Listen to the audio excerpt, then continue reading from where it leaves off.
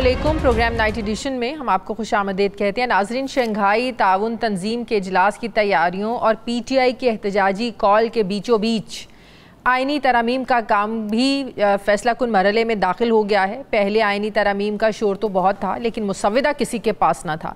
हत्ता कि वज़रा खुफिया तरमीम से लाइल्म थे। लेकिन अब एक नहीं, दो भी नहीं, बल्कि तीन मुसव्विदे सामने आ चुके हैं। अब एक पुराना मुसव्विदा है जिसे नून लीग का कह लीजिए, दूसरा अपडेटेड मुसव्विदा पीपल्स पार्टी का है, और तीसरा मुसव्विदा मौलाना साहब यानी JUI का है। वैसे तो हुकूमत और JUI के ड्राफ्ट में कोई बड़ा फ़र्क नहीं है, लेकिन जो फ़र्क नज़र आ रहा है वो बड़ा है कि रात को दिन और दिन को रात बना दे। यानी मौलाना फजलुर रहमान का एक ऐसा नुक्ता है जो कि पूरे का पूरा जो हुकूमती मंसूबा है उस पर पानी फेरने से कम नहीं है। हुक्मरान इत्तेहाद मौजूदा सुप्रीम कोर्ट के पैरेलल वफाकी आइनी अदालत बनाना चाहता है, जिसका अपना अलग से चीफ जस्टिस होगा। सुप्रीम कोर्ट से सारे आइनी और बड़े सियासी तनाज़ात, ये जो मामलात हैं, ये नई आइनी अदालत में जाएंगे और इस कोर्ट के फैसले फिर सुप्रीम कोर्ट में चैलेंज भी नहीं होंगे। आज ये आइनी अदालत पाकिस्तान में होती तो article 63A practice and procedures ordinance, मखसूस नशिस्तें, नजरसानी केस जैसे तमाम अहम मुकदमात इसी अदालत में सुने जा रहे होते हैं, और सुप्रीम कोर्ट के पास महज जायदादों, चोरी डकैती, सजाए मौत के खिलाफ अपीलों जैसे ऐसे ही मुकदमात बचते। यानी पाकिस्तान की सबसे बड़ी अदालत नाम की सुप्रीम रह जाएगी। काबिल गौर बात यह है कि सुप्रीम कोर्ट में इस वक्त लगभग 60,000 मुकदमात ज़ेर इल्तवा हैं, जिनमें से 33,000 सिविल हैं, 10,500 फौजदारी मुकदमात, 2,000 नजरसानी की दरखास्तें और 28,000 जो हैं वो अज खुद नोटिस सुप्रीम कोर्ट में ज़ेर इल्तवा हैं। 28 इन ज़ेर इल्तवा केसेस में लगभग 175 के करीब आइनी मुकदमात पेंडिंग है। यही वजह है कि JUI ने नई आइनी अदालत के क़याम को गैर ज़रूरी करार देकर हुकूमत का साथ देने से इनकार किया है और अपने मुसव्विदे में तजवीज़ दी है कि नई आइनी अदालतों की जगह सुप्रीम कोर्ट और हाई कोर्ट्स में आइनी बेंचेस बना दिए जाएँ।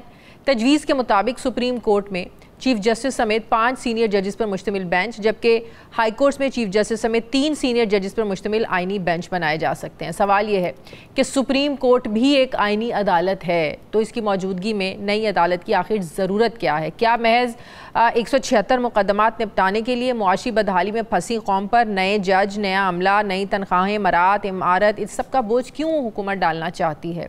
हुक्मरान इत्तेहाद इसका जवाब ये देता है कि यही 1-2% मुकदमात जो हैं वो सुप्रीम कोर्ट का 90% टाइम खा जाते हैं। इसलिए नई आइनी अदालत की ज़रूरत है, बल्कि शदीद ज़रूरत है। हुकूमत और अपोजिशन के दरमियान सिर्फ आइनी अदालत और आइनी बेंच पर ही डेडलॉक नहीं, बल्कि 25 अक्टूबर से पहले आइनी तरमीम पर भी अपोजिशन के तहफ़्फ़ुज़ात हैं। सवाल उठाए जा रहे हैं कि हुकूमत के लिए आइनी तरमीम चीफ जस्टिस काजी फ़ायज़ ईसा की मौजूदगी में ही क्यों ज़रूरी है?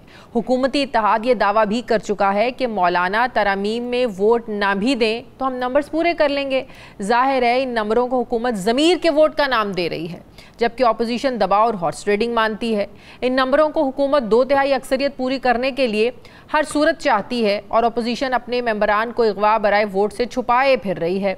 इन नंबरों के लिए सुप्रीम कोर्ट में बेंच बनाने के लिए प्रैक्टिस एंड प्रोसीजर पर सदारती ऑर्डिनेंस लाया गया, फिर आर्टिकल 63A पर नया फैसला भी लाया गया।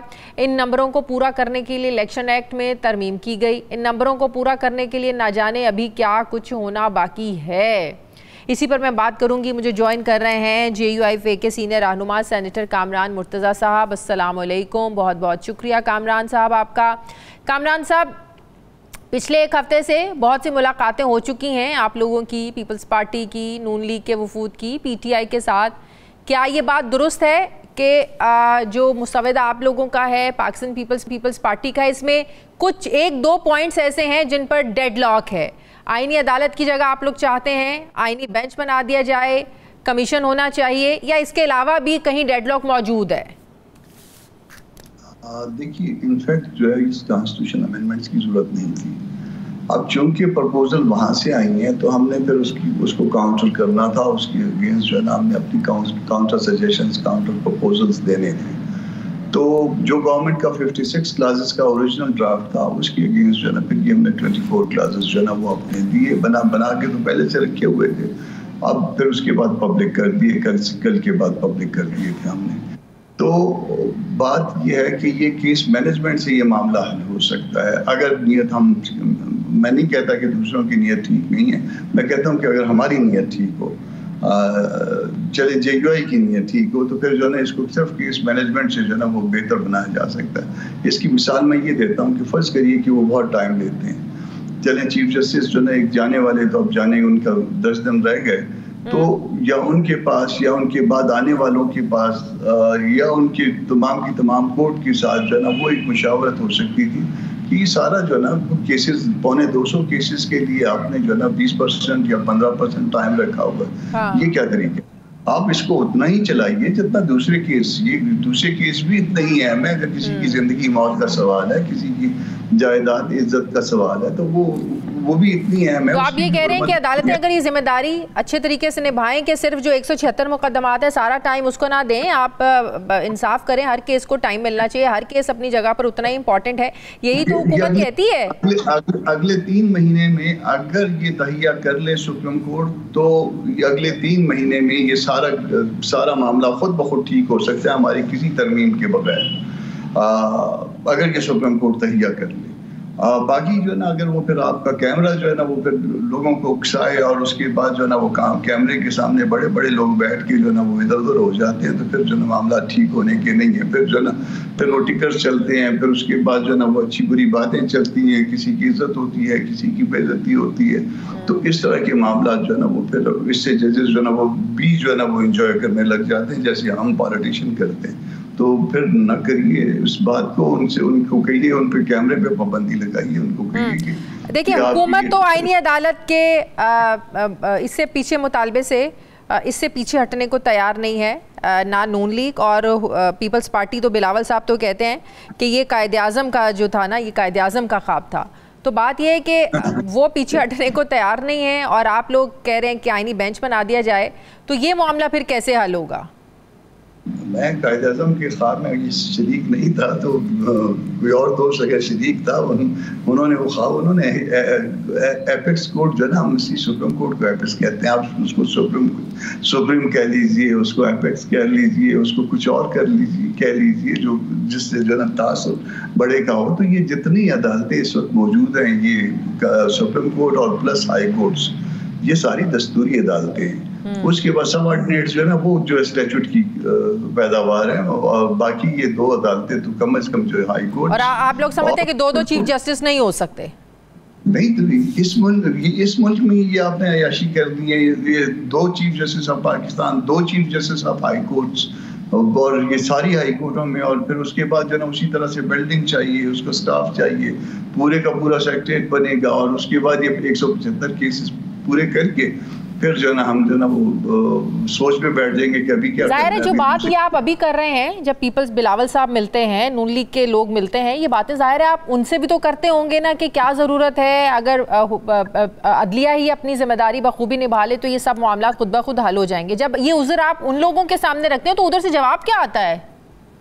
ہم ان کے سامنے رکھتے بھی ہیں, سارا کچھ شاید ان کو سمجھ بھی اچھی طرح سے آتی ہے.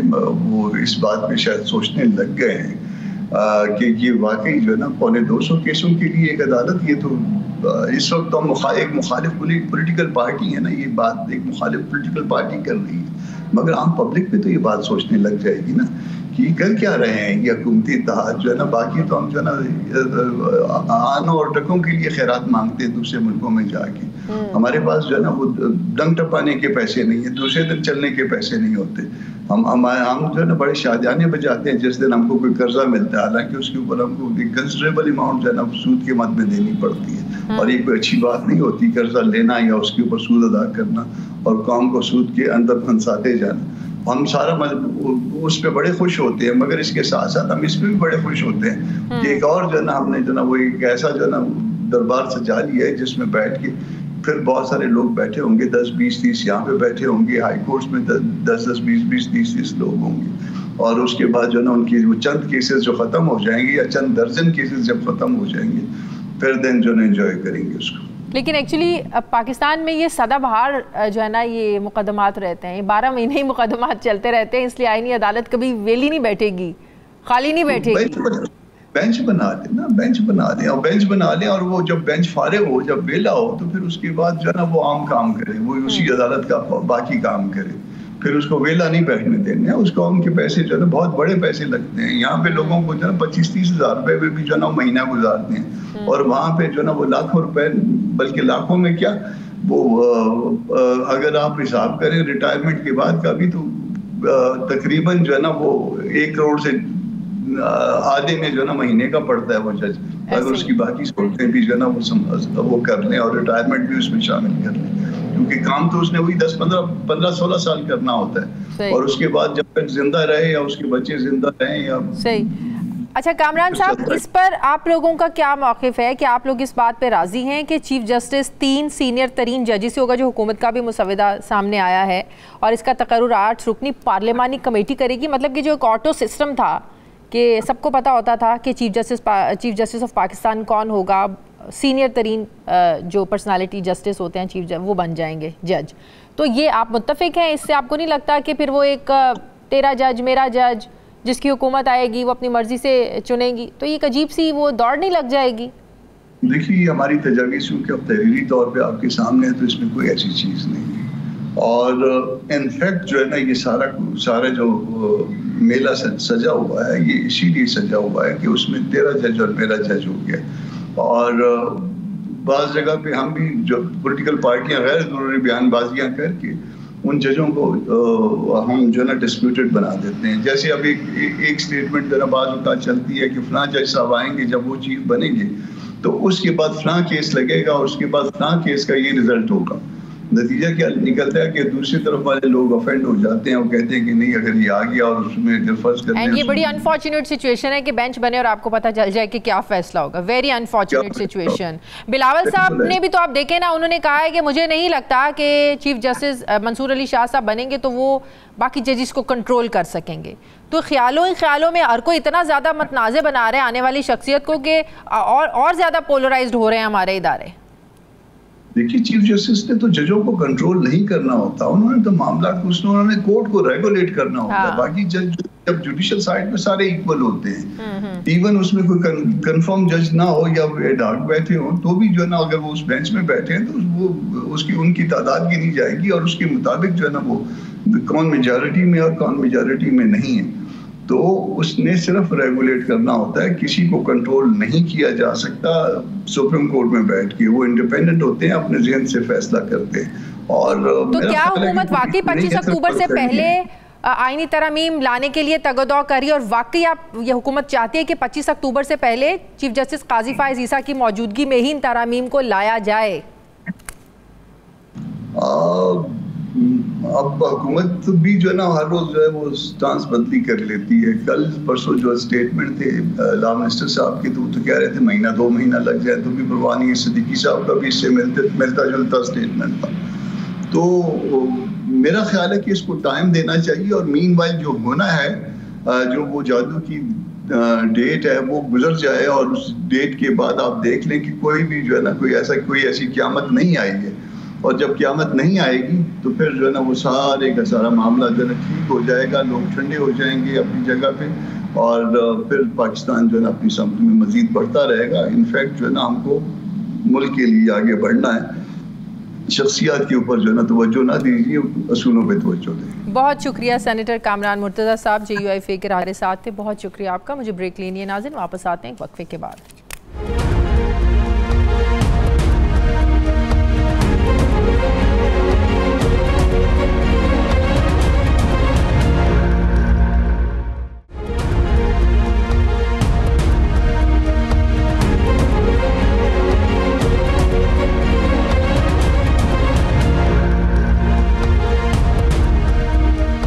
بریک کے بعد ایک بار پھر سے آپ کو خوش آمدید کہتے ہیں ناظرین. تحریک انصاف کی 15 اکتوبر کو احتجاج کی کال ایک ملک دشمنی ہے.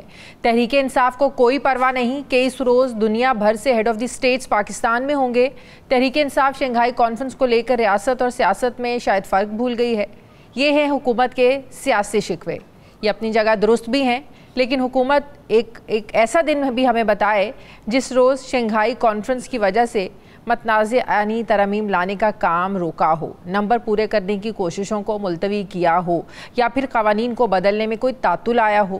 جہاں حکومت 15 اکتوبر کو ڈی چوک پر احتجاج کی کال دینے پر پی ٹی آئی پر سوالات اٹھا رہی ہے، اعتراضات اٹھا رہی ہے کہ ہر اہم موقع پر پی ٹی آئی احتجاج یا دھرنے کی کال کیوں دیتی ہے، وہیں پر حکومت پر بھی سوالات اٹھ رہے ہیں کہ اس نے 18 اکتوبر تک اڈیالہ جیل میں ملاقاتوں پر پابندی کیوں لگائی ہے۔ پی ٹی آئی کی اولین شرط ابھی بھی یہی ہے کہ اگر حکومت پی ٹی آئی قیادت کو عمران خان سے ملاقات کی اجازت دے تو احتجاج کو ملتوی کر دیا جائے گا۔ اب حکومت احتجاج کے فیصلے کو ملک دشمنی کہہ رہی ہے اور اس شرط کو بلیک میلنگ کا نام دے رہی ہے۔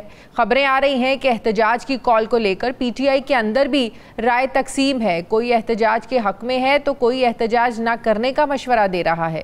سوال یہ ہے کہ بین الاقوامی مہمانوں کی موجودگی میں احتجاج کی کال دے کر کیا پاکستان تحریک انصاف ایک اور سیاسی غلطی کرنے جا رہی ہے؟ اگر پی ٹی آئی کا رویہ یا فیصلہ مناسب نہیں تو کیا حکمران اتحاد جسے ایک سیاسی جماعت پر ملک دشمنی کے لیبل لگا رہا ہے، کیا وہ ٹھیک ہے؟ حکومت اور اپوزیشن اپنی انتہاؤں سے پیچھے ہٹنے کو تیار کیوں نہیں ہے؟ سیاسی ڈیڈ لاک کو توڑنے کے لیے ڈائیلاگ کی آپشن پر کوئی کیوں نہیں آ رہا ہے؟ سوال یہ بھی ہے کہ حکومت جو آئینی ترامیم کرنے جا رہی ہے اس سے سیاسی عدم استحکام ختم ہوگا یا مزید بڑھے گا؟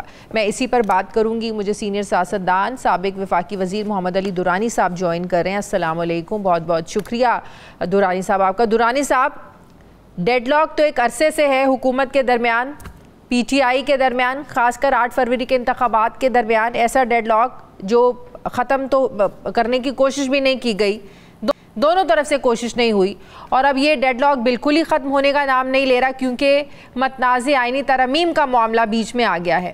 اب آپ کیا سمجھتے ہیں کہ تحریک انصاف نے احتجاج کی جو کال ہے شنگھائی کانفرنس کے موقع پر سوچ سمجھ کر، ٹائمنگ کو امپورٹنٹ سمجھ کر، جان بوجھ کر یہ دی ہے تاکہ آئینی ترامیم کے معاملے پر بھی اس معاملے کو بھی خراب کیا جا سکے؟ شنگھائی کانفرنس جب ہیڈ آف دی اسٹیٹس آ رہے ہیں تب اس معاملے کو خراب کیا جا سکے۔ کیا تحریک انصاف کی سیاسی غلطیوں پر غلطیاں کیے جا رہی ہے؟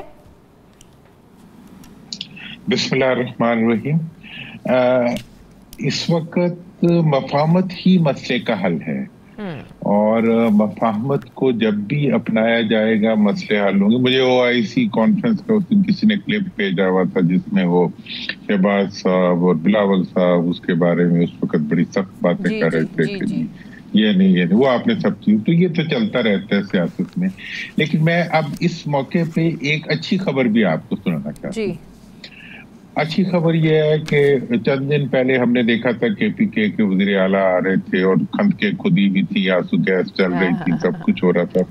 اس سے اگلے دن میں خود بھی گیا کہ پی کے اسمبلی میں گیا، وہاں سب سے ملا، تو وہاں پہ مطلب بہت ہی ایک اپنائیت تھی میرے لیے، کہیں آنسو گیس نہیں تھی، nothing of the sort, Punjab کی کوئی لائن نہیں تھی اور کوئی ڈفرنس نہیں تھا۔ تو وہاں پہ بات چیت بھی یہی ہوئی، فاٹا سے شروع ہوئی، فاٹا میں وہ جرگے کا معاملہ بھی چل رہا تھا۔ اب آپ دیکھیں کہ کے پی کے میں کیا ہوا ہے۔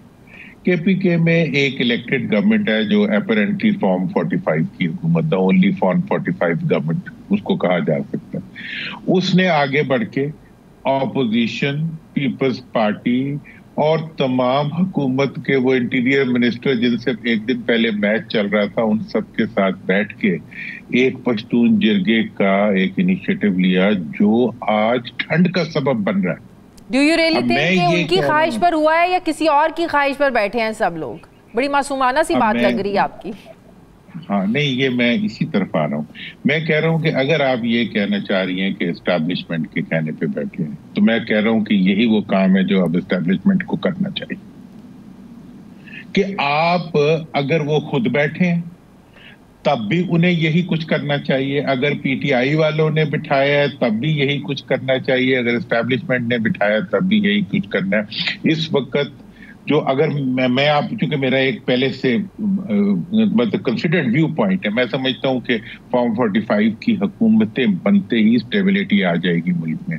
اس لیے کے پی کے میں ایک نمائندہ حکومت ہے، نمائندہ حکومت کو اسٹیبلشمنٹ نے کہا، حکومت نے کہا، انٹیریئر منسٹری نے کہا، وزیر اعظم نے کہا، جس نے مرضی گورنر نے کہا، انہوں نے ایک انیشیٹو لیا چاروں نے اکٹھے بیٹھ کے فوٹو بنائی اور اس کے بعد وہ عمل شروع ہو گیا. تو اس کے لیے تو پھر ویٹ کرنا پڑے گا نا اس فیصلے کا کہ پتہ چلے فارم 45 والی حکومت بیٹھی ہے یا فارم 47 والی بیٹھی ہے. پھر تو سارے کام ایک سائٹ پر لگا دیں, پھر اس چیز کا انتظار کر لیتے ہیں, پھر مفاہمت کی طرف آگے بڑھتے ہیں. میں اسی کی ایک اس کی وہ بتا رہا ہوں, سین بتا رہا ہوں.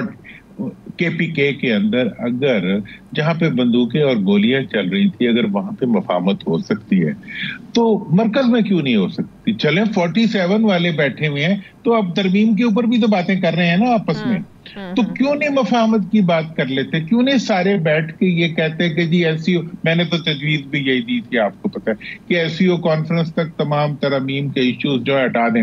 اور میرا آج بھی یہ خیال ہے کہ اس وقت اگر کے پی کے میں مفاہمت ان ایکشن آ سکتی ہے, یہ really it's a real form of یہ مفاہمت ان ایکشن. اب دیٹ واز آئیڈیل پکچر, بڑی آئیڈیل سی پکچر لگ رہی تھی اس سچویشن میں جو چل رہا ہے پاکستان میں. ہاں بالکل, دیکھیں کتنی آئیڈیل, اور یہی آئیڈیل پکچر کیا اسلام آباد میں نہیں بن سکتی؟ بن سکتی ہے.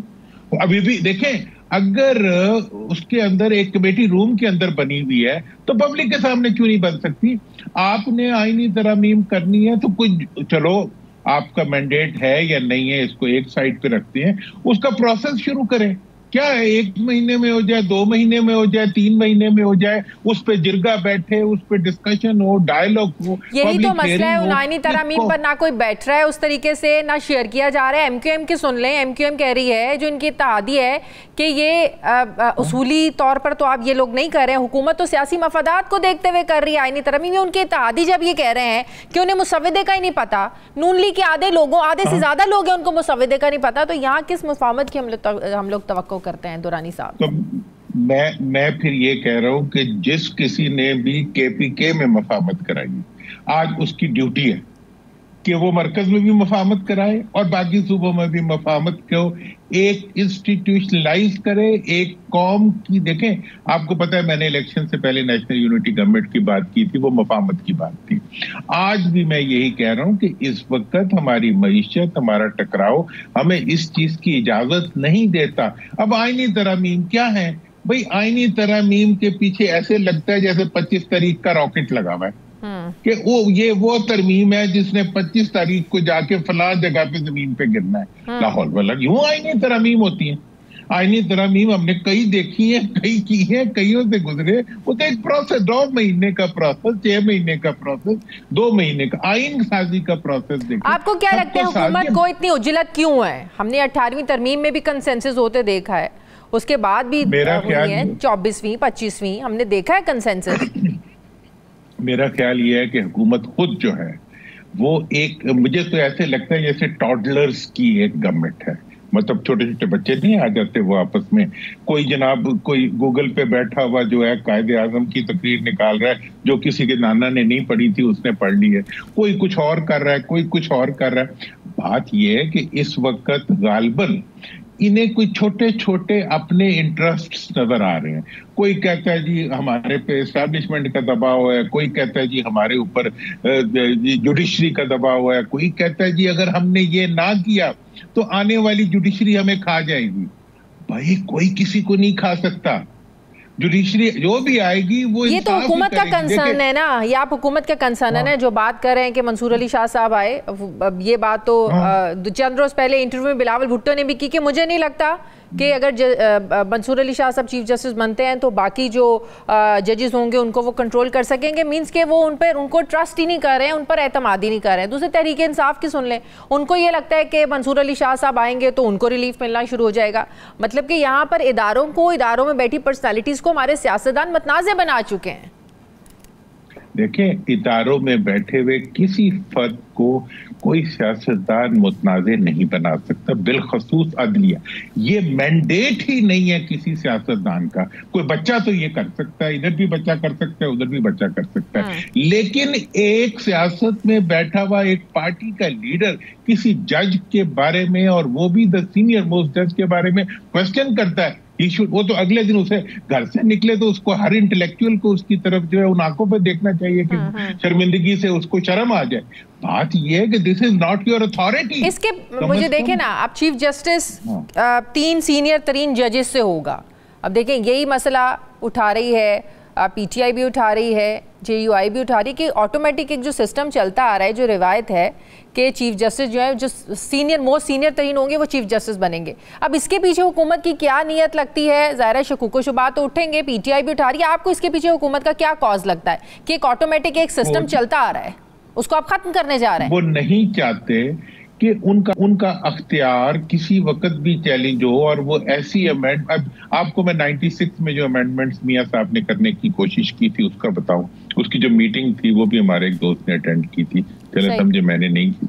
वो ये कहते थे कि जी ये अख्तियार प्राइम मिनिस्टर के पास होना चाहिए कि वो जब चाहे आइन में अमेंडमेंट कर सकते, तब मैं आपसे वादा करूंगा कि मैं डिलीवर कर सकूं ये। और वो अमीरुल मोमिनीन का जिसको नाम दिया गया, मतलब ये है कि ये वो ख्वाहिशें हैं, हजारों ख्वाहिशें ऐसी कि हर ख्वाहिश पे दम निकले।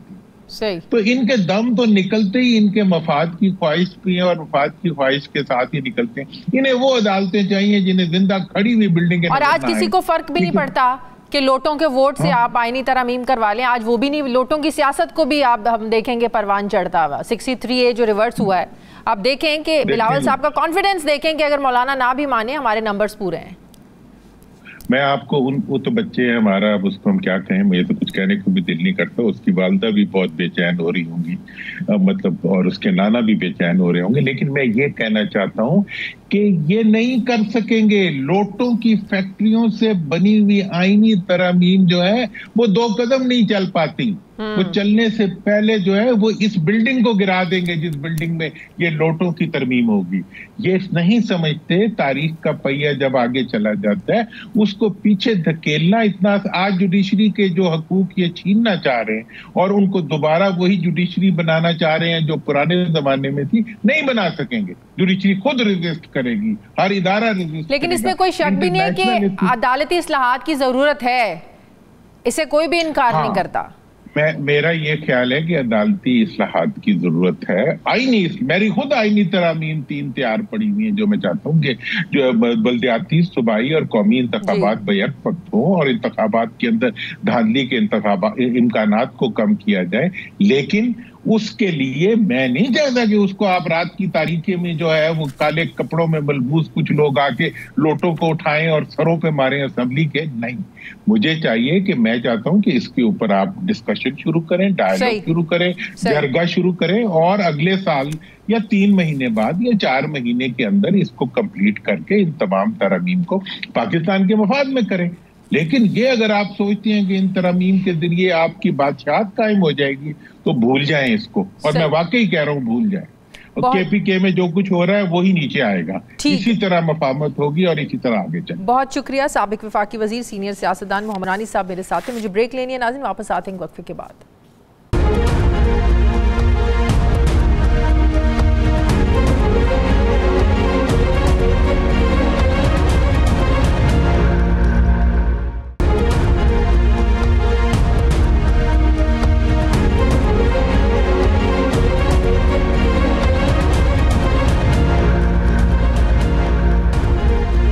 ब्रेक के बाद एक बार फिर से आपको खुशामदीद कहते हैं नाज़रीन। हुकूमत ने शुगर मिल्स मालिकान के मुतालिबे पर 5 लाख टन चीनी एक्सपोर्ट करने की इजाज़त तो दे दी है। तो इस इजाज़त के साथ कि आप समझ लिया जाए कि मिल मालिकान गन्ने के काश्तकारों को उनकी अदायगियाँ बर वक्त कर देंगे। अच्छी बात यह है कि हमारी शुगर इंडस्ट्री मुल्क की ज़रूरत से ज़्यादा चीनी बनाती है। हर साल पाकिस्तान में लगभग 70 से 80 लाख टन चीनी पैदा होती है, जिसमें से लगभग 10 लाख टन चीनी हमारी ज़रूरत से ज़्यादा की होती है जिसे एक्सपोर्ट किया जा सकता है। चूँकि एक्सपोर्ट में मुनाफा ज़्यादा है इसलिए मिल्स मालिकान हुकूमत से एक्सपोर्ट करने की इजाज़त मांगते हैं और हुकूमत चीनी के गोदामों में मुल्क की ज़रूरत का मुनासिब स्टॉक देखती है, उसको यकीनी बनाती है कि मुल्क की ज़रूरियात के लिए काफ़ी है, उसके बाद फिर इजाज़त देती है। अगर हमारी मुल्क की ज़रूरत से ज़्यादा चीनी दूसरे ममालिक को एक्सपोर्ट हो जाए तो मिल्स मालिकान को डॉलर्स कमाने पर फ़ायदा तो تو ضرور ہوگا، بلکہ ملک میں ڈالرز بھی آئیں گے، لیکن پاکستان میں اس کی شارٹیج پیدا ہو جاتی ہے۔ دوسری طرف اگر چینی گوداموں میں پڑی رہے اور اگلا گنے کا کرشنگ سیزن شروع ہو جائے تو شوگر ملز مالکان کسانوں کے خریدے گئے گنے کی پرانی ادائیگیوں کے قابل رہتے ہیں، نہ ہی نئی پروڈکشن شروع کر پاتے ہیں۔ لہٰذا چینی کے سٹاک پر ایک جو مینٹین اس کو کرنا ہے، توازن رکھنا ہے، یہ حکومت کی اولین ذمہ داری ہے، اور اس ذمہ داری پر ہر سال سیزن سے پہلے ہم دیکھتے ہیں ایک تنازع کھڑا ہو جاتا ہے۔ اب گڑبڑ کہاں ہوتی ہے؟ جہاں national food security and research کے اعداد و شمار میں فرق آ جاتا ہے، یعنی ملک میں اتنی چینی ہے ہی نہیں جتنی ایکسپورٹ کر دی گئی، ساری چینی ایکسپورٹ کر دیں گے تو پھر یہاں پر شارٹیج پیدا ہو جائے گی، پھر چینی کیا ہوگا؟ باہر سے امپورٹ کرنی پڑے گی۔ اسی لیے حکومت چینی کی ایکسپورٹ کی اجازت پر بہت زیادہ محتاط رہتی ہے۔ دوسری طرف شوگر ملز ایسوسی ایشن نے گورنر اسٹیٹ بینک کو ایک خط لکھا جس میں اپیل کی کہ بینکوں کے شوگر ملوں کو دیے قرضوں کی ادائیگی کی تاریخ 31 دسمبر 2024 تک بڑھائی جائے۔ ایسوسی ایشن یہ سمجھتی ہے کہ ملوں کو گنا آنے کے 15 دن کے اندر تمام کاشتکاروں کو ادائیگیاں کرنا ہوتی ہیں۔ سال بھر کی چینی کی 3 ماہ کے اندر ادائیگی کے لیے اتنی بڑی رقم کا انتظام کرنا ممکن نہیں۔ شوگر ملوں کے لیے 30 ستمبر 2024 تک بینکوں کے قرضے تقریباً 200 ارب روپے کے بقایا جات کلیئر کرنا بڑی ناممکن ہے۔ اگر حکومت اضافی چینی ایکسپورٹ کی اجازت کے ساتھ ساتھ ملز مالکان کے قرض واپسی میں ریلیف دے دے تو کیا گنا اگانے والا جو کسان ہے کیا پھر بروقت ادائیگیاں اس کو ممکن ہو پائیں گی؟ اس سوال کا جواب لیتے ہیں۔ میرے ساتھ موجود ہیں ایگزیکٹو ممبر شوگر ملز ایسوسی ایشن محمد رفیق صاحب۔ السلام علیکم، بہت بہت شکریہ رفیق صاحب آپ کا۔ رفیق صاحب، اس وقت جو کہا جا رہا ہے 5 لاکھ ٹن چینی ایکسپورٹ کی اجازت ملی ہے، اس کے لیے 2 سمریاں حکومت تک گئی تھیں جن پر یہ فیصلہ ہوا، یہ 2 سمریوں کی کیا کہانی ہے؟ جی السلام علیکم جی، یہ ایکچولی سمریاں تو اس سے زیادہ ہیں۔ سمریاں تو پچھلے میرا خیال ہے اپریل سے شوگر ایڈوائزری بورڈ کی میٹنگز ہو رہی ہیں، تب سے ہر میٹنگ میں سمری جاتی ہے ECC میں۔ تو ایکچولی یہ ہے کہ کچھ 2-1 ہفتے پہلے یا 2-3 ہفتے پہلے ایک اور پہلے پرمیشن ملی تھی 1 لاکھ ٹن کی، اور 40,000 ٹن تاجکستان کے لیے گورنمنٹ نے اپروو کیا تھا۔ تو اتنے شارٹ ٹائم کے اندر دوسری سمری اب پٹ ہوئی ہے ریسنٹلی، جس کے اوپر 5 لاکھ ٹن کی اجازت دی ہے۔ تو اس کو 2 کہہ رہے ہیں، حالانکہ اس سے پہلے بھی جو بھی ECC کی میٹنگ ہوئی ہے، ہر ECC کی میٹنگ میں سمریز پوٹ اپ ہوتی ہیں۔ صحیح۔ تو دونوں سمریز میں کسی قسم کا ڈیٹا میں ڈفرنس نہیں ہے۔ شروع میں اب دیکھیں جو کیری اوور سٹاک ہمارے پچھلے سال سے آئے ہیں وہ ہمارے آپس میں ایگریڈ ہیں، جو پروڈکشن پچھلے سیزن میں ہوئی ہے وہ ایگریڈ ہے۔ ٹوٹل سٹاکس جو ہمارے پاس اویلیبل تھے کنزمپشن کے لیے 75,50,000 ٹن، وہ بھی ایگریڈ ہیں۔ اب جہاں ڈفرنس آتا ہے نا، وہ گورنمنٹ کے ویو پوائنٹ کا ڈفرنس آتا ہے کہ گورنمنٹ ہر میٹنگ کے اوپر اپنا ایک ویو پوائنٹ لیتی ہے کہ کیا اس سٹیج پہ کیا ڈیسیژن لینا ہے۔ تو ویو پوائنٹ میں ڈفرنس ہو سکتا ہے، سمریز میں تو ڈیٹا میں تو کسی قسم کا کوئی ڈفرنس نہیں ہے۔ اب گورنمنٹ نے یہ دیکھنا حکومت کو بھی تو تسلی کرنا ہوتی ہے نا کہ جو سٹاک پہ چینی پڑی ہے، کیا جو سمری دی جا رہی ہے وہ اس کے مطابق، حکومت نے بھی تو چیک اینڈ بیلنس رکھنا ہے کہ وہ ایکسپورٹ کی اجازت دے دیں اور اس کے بعد پتہ چلے کہ اپنے ملک میں ہی شارٹیج پیدا ہوگی اور پھر بعد سے آپ کو امپورٹ کرنی پڑے۔ تو حکومت کا ایک چیک اینڈ بیلنس کا سسٹم تو ہے نا؟ جی بالکل، گورنمنٹ کو کافی اس طرح کی چیزیں دیکھنی ہوتی ہیں۔ آپ دیکھیں نا میڈیا میں یہ بھی ہوتا ہے نا کہ export is a very critical thing نا، جب ایکسپورٹ ایک ہو جاتی ہے اور کسی وقت بعد میں شارٹیج ہو جائے تو پھر کہتے ہیں دیکھیں جی چینی انہوں نے پہلے ایکسپورٹ کروا دی اور اب امپورٹ کر رہے ہیں۔ تو یہ بھی گورنمنٹ کو دیکھنا ہوتا ہے۔ اس کے بعد اس کو کنزمپشن پیٹرن کا دیکھنا ہوتا ہے۔ اس کے بعد پھر وہ یہ دیکھتے ہیں کہ اگلے سال کے لیے کیا ریزرو رکھنا ہے۔ تو ابھی یہ اتنے شارٹ ٹائم کے اندر جو انہوں نے ایک بڑی پرمیشن دی ہے، اس کی وجہ یہ تھی کہ گورنمنٹ نے یہ سوچا، یہ کہا کہ پچھلے سال 25 نومبر کو جب ملیں چلی تھیں تو اس وقت 8,25,000 کے سٹاکس پچھلے سال سے کیری اوور ہوئے تھے۔ تو انہوں نے کہا جی ہم 8,25,000 ٹن جو ہے نا یہ کیری اوور رکھیں گے۔ دوسرا انہوں نے پچھلے 10 مہینے کی جو ایوریج کنزمپشن پر منتھ تھی وہ 5,60,000 ٹن تھی۔ تو انہوں نے کہا کہ ہم سپتمبر، اکتوبر، نومبر کے لیے بھی 5,60,000 ٹن پر منتھ رکھیں گے اور یہ سارا کریں گے۔ لیکن ابھی سپتمبر کی جو کنزمپشن آئی ہے ایکچوئل وہ کوئی 4,25,000 ٹن سے زیادہ نہیں ہے، اور اگلے 2 مہینوں میں بھی 4.25 لاکھ ٹن سے زیادہ نہیں پہلے ہوگی. حکومت نے 1.5 لاکھ ٹن کی اجازت دی ایکسپورٹ کرنے کی, پھر 1 لاکھ اور اب 5 لاکھ ٹن. کیا مزید ہمارے پاس اتنی ہے کہ اس سے زیادہ بھی ایکسپورٹ کی ضرورت ہے آپ لوگوں کو؟ یہ دیکھیں جی, آپ 5 لاکھ ٹن جو کہ میرا خیال ہے کافی بڑی کوانٹٹی ہے جس کی گورنمنٹ نے پرمیشن دی ہے, تو آپ دیکھیں کہ جس دن یہ پرمیشن دی ہے اس سے 1-2 دن پہلے دیکھیں کہ ملک میں پرائسز کیا تھیں اور اس کے بعد کیا ہے. اس میں 1 روپیہ kg بھی مارکیٹ میں اس کی انکریز نہیں آئی.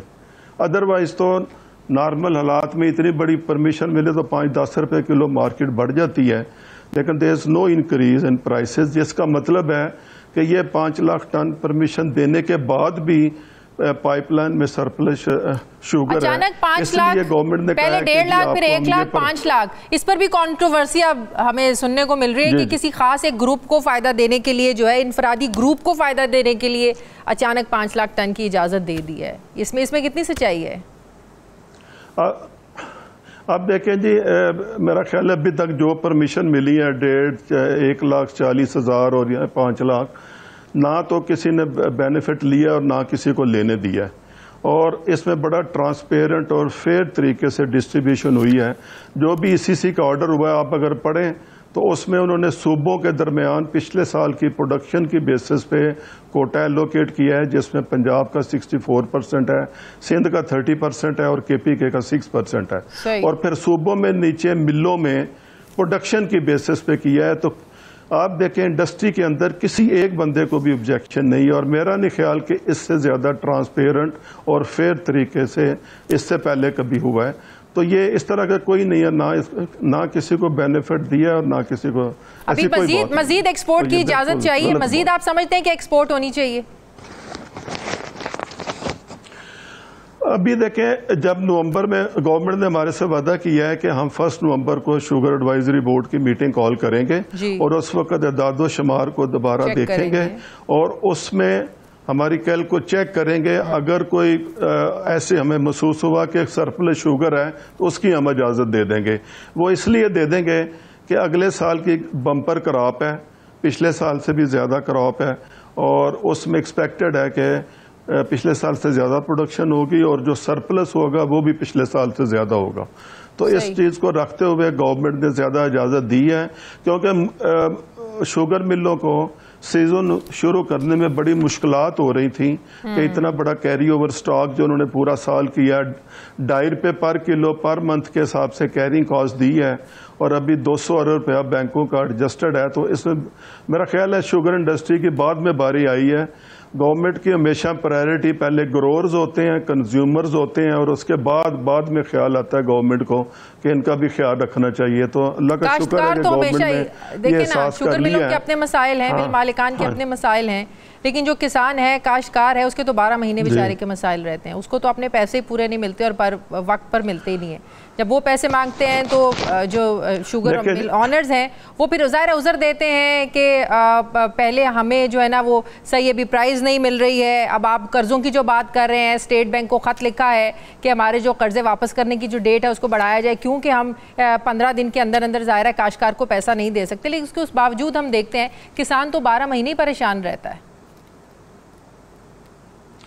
اچھا, اس میں آپ دیکھیے کہ پچھلے سال 68 ملین ٹن گنا کراش ہوا ہے پاکستان میں, جس کی ٹوٹل کاسٹ جو ہے نا وہ 800 بلین روپیز بنتی ہے, اور اتنی اچھی پیمنٹ ہوئی ہے, اور میرا خیال ہے 500 روپیز تک بھی گرور نے لی ہے, جبکہ سپورٹ پرائز سندھ میں 425 تھی اور پنجاب میں 400 تھی, اور گرور نے کو اس سے زیادہ پیمنٹ ہوئی ہے سارے صوبوں میں.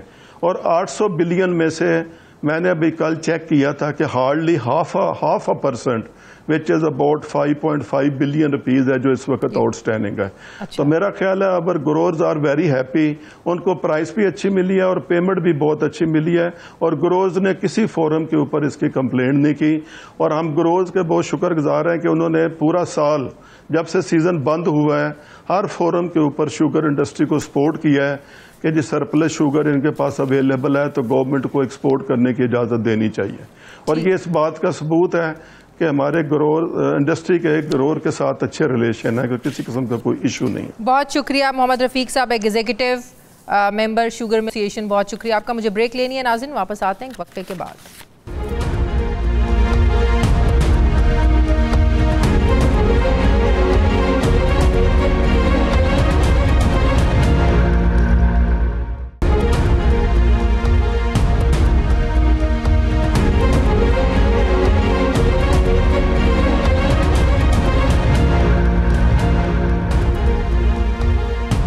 ब्रेक के बाद एक बार फिर से आपको खुशामदीद कहते हैं नाजरीन। IMF ने पाकिस्तान को एक हाथ से $7 अरब का बेल आउट पैकेज दिया तो दूसरे हाथ से शराइत की एक लंबी फहरिस्त भी थमा दी और साथ ही पॉलिसियों को गलत कहते हुए थोड़ा डांट डपट करते हुए कह दिया कि मजबूत पॉलिसीज़ की ज़रूरत है। अब इन शराइत को पूरा करना हुकूमत के लिए एक कड़ी आजमाइश से कम नहीं होगा।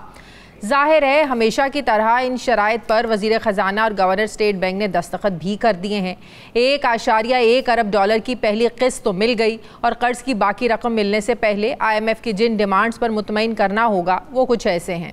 पाकिस्तान को नए काबिल अमल मुआशी पॉलिसीज़ और मुआशी इस्लाहात पर काम करना होगा, जबकि जो प्राइवेट सेक्टर है उसकी सरमायाकारी के लिए साजगार एक एटमॉस्फेयर बनाना होगा। ज़रई शोबे को टैक्स नेट में लाना होगा। IMF ने मुतालबा किया है कि state bank of Pakistan micro finance बैंकों की माली हालत को मुस्तहकम करे। स्टेट बैंक कम कैपिटल रखने वाले बैंकों को रीकैपिटलाइज करे। हुकूमत गवर्नेंस बेहतर बनाने और करप्शन पर एक रिपोर्ट जारी करे और करप्शन की शफाफ तहकीकात के लिए नैब को फॉल करे। अरकान पार्लियामेंट की तरह आला सरकारी ओहदों पर फायज जो लोग हैं, अशखास हैं, उनके असासों को भी फरवरी 2025 तक डिक्लेयर किया जाए। आइंदा साल जनवरी से मकामी और दरामदी गैस की कीमतों का औसत टैरिफ लागू किया जाए और गैस वाले जो कैप्टिव पावर प्लांट्स हैं उनको बंद किया जाए। हुकूमत जनवरी 2025 तक बिजली फराहम करने वाले डिस्कोस को प्राइवेट करे और IPPs की कैपेसिटी पेमेंट्स वाले जो मुआहदे हैं उन पर उनसे मुज़ाकरात करे। नाजरीन, वर्ल्ड बैंक ने भी पाकिस्तान की मईशत की सबसे बड़ी खराबी पावर सेक्टर को ही करार दिया है, यानी महंगी बिजली ने तबाही मचा कर रख दी है। अपनी एक रिपोर्ट में आलमी बैंक ने लिखा है कि पाकिस्तान में पावर जनरेशन में जदीद टेक्नोलॉजी लाने की ज़रूरत है। बिजली की तरसील और तकसीम में नाकिस प्लानिंग रही है पाकिस्तान में। सवाल यह है कि क्या पाकिस्तान वर्ल्ड बैंक की नसीहतों और IMF की जो कड़ी शराइत है इस पर अमल कर पाएगा, और इन शराइत पर अमल करने से जो आम बंदा है वो कितना इससे मुतासिर होगा। मैं बात करूँगी डॉक्टर हफीज़ पाशा साहब, माहिर मुआशियात हैं, सीनियर पर्सनालिटी है हमारे साथ। बहुत बहुत शुक्रिया। अस्सलाम वालेकुम डॉक्टर साहब, आपका आपने वक्त दिया। डॉक्टर साहब, एक तरफ पैसे तो मिल गए लेकिन जिन शराइत का मैंने जिक्र किया, इजी है इम्प्लीमेंट करना पाकिस्तान के लिए इन शराइत को? डॉक्टर साहब बिस्मिल्लाहिर्रहमानिर्रहीम। माशाअल्लाह, आपने जो शराइत की फहरिस्त है उसको काफ़ी अच्छे अंदाज में पेश किया, मगर मैं आपको ये कह दूं कि इसके अलावा और भी ये है शराइत है, 22 शराइत हैं और ये ऐसा प्रोग्राम है जी। बात दरअसल ये है कि ये हमारे अभी तक 24वां प्रोग्राम को देखते हुए मुझे अफसोस से कहना पड़ रहा है कि ये सबसे सख्त प्रोग्राम है। ना सिर्फ शराइत सख्त हैं मगर जो अहदाफ हैं, जो टारगेट्स हैं, वो बहुत ज़्यादा टफ हैं। अब आप ये सोचिए कि हमें अपने तिजारती खसारा को अगले साल और उसके बाद वाले साल और इस साल हर साल हमारे GDP के 1% से कम रखना पड़ेगा, यानी कि तकरीबन खींच खांच के 3-3.5 अरब डॉलर बस। और इससे ज़्यादा नहीं हो सकता। ऐसे हमारी तारीख में गुजरे हैं जब हमारे जिससे नहीं हो सकता, और एक वक्त ऐसा भी था 2017-18 में जब हमारा खसारा 19 अरब डॉलर तक पहुंच चुका था। तो अब आप सोचिए कि कितना हमें टाइट करना पड़ेगा, ख़ास तौर पे जब आपके बरामदात में इतना इजाफा नहीं है तो दरामदात को सख्ती से आपको हैंडल करना पड़ेगा। दूसरी तरफ जो सबसे ख़तरनाक शर्त है और टारगेट है, हदफ है, वो है बजट डेफिसिट। इस साल को बजट डेफिसिट को ये कहा गया है कि 5.8% GDP का, पिछले साल ये 6.7% था, اور آنے والے سالوں میں گر گرا کے یہ صرف 4.3% تک آ جانا چاہیے.